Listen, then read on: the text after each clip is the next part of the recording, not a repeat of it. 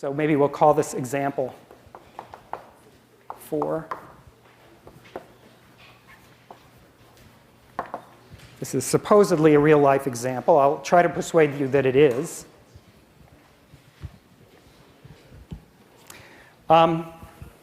So I like this example because it's got a lot of math as well as physics in it. So here I am on the surface of the Earth, and here is a satellite going this way at some velocity v, okay? And this satellite has a clock on it because this is a GPS satellite, and it has a time t, okay? But I have a watch, in fact it's right here, and I have a time which I keep, which is t prime. And there's an interesting relationship between t and t prime, which is called time dilation. And this is from special relativity.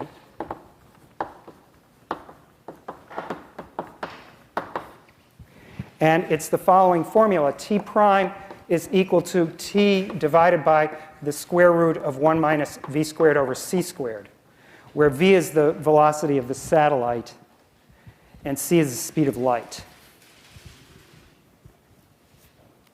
Okay?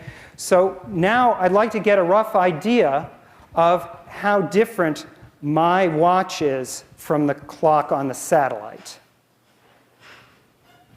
All right? So I'm going to use this same approximation. We've already used it once.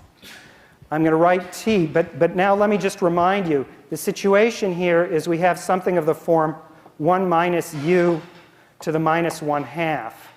All right? That's what's happening when I multiply through here. So with u equal to v squared over c squared.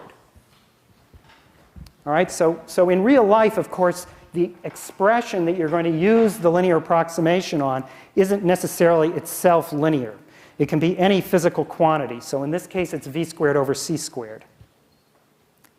And now the approximation formula says that this is approximately equal to, well, again, it's the same rule. There's an r, and then x is minus u. So this is minus minus a half, so it's 1 plus a half u. All right? So this is approximately, by the same rule, this is t prime is approximately t times 1 plus a half v squared over c squared.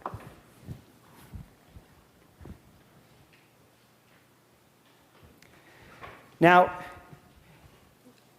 I promised you that this would be a real-life problem, so the question is, when people were designing these GPS systems, they run clocks in the satellites. You're down there. You're making your measurements. You're talking to the satellite or you're receiving its signals from its radio. The question is this going to cause problems in the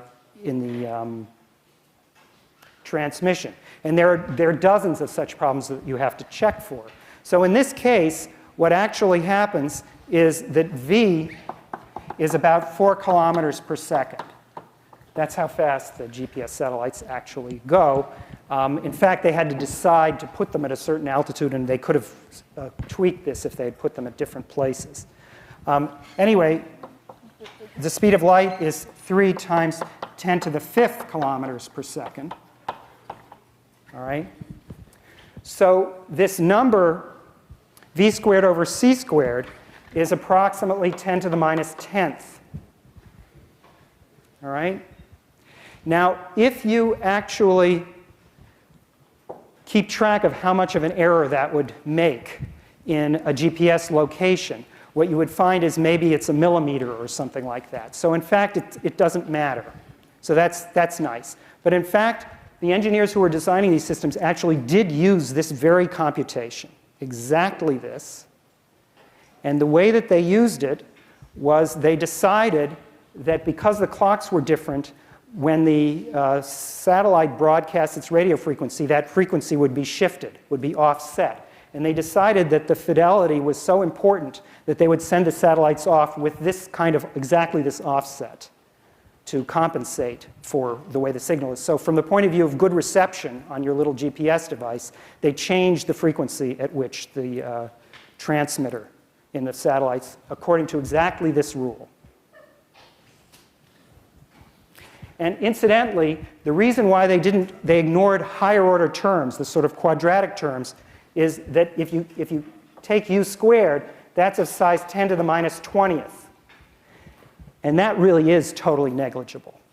That doesn't matter to any measurement at all. That's on the order of nanometers, and it's not important for any of the uses to which GPS is put.